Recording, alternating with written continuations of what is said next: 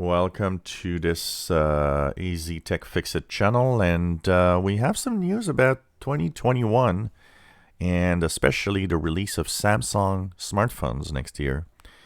We know that this year with COVID, smartphone sales went down quite a lot.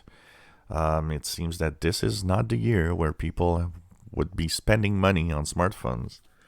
Even though the sales of Samsung smartphones was not that bad. I think that probably is one of the reasons. And, also the fact that we can all pretty much say that innovation is kind of missing in the last few upgrades to the different phones, better camera, better screens. There's nothing really extraordinary in the new phones right now.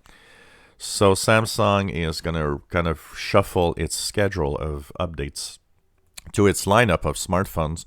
And one of the rumors that we're hearing is that the Note 21, because the Galaxy Note 20 was released this year, but the next version, which would be Note 21, is apparently not going to be released next year.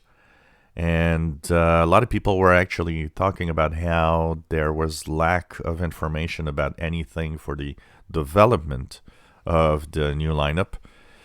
So that is interesting. We also hear that maybe there could be a push for the new lineup of Samsung Galaxy phones, S21, S21 Plus, and so on. That could be pushed back a little also next year.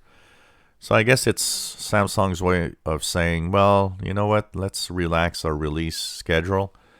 I mean, the phones today are very powerful, and most people that have a recent phone that's been built in the last couple of years are also going to be very interesting to, in the next few years. They're so powerful that they are still good. I mean, I have I'm looking at my S9 here that is, 3 years old, and it rocks. I mean, honestly, for most people, this phone is still a good phone.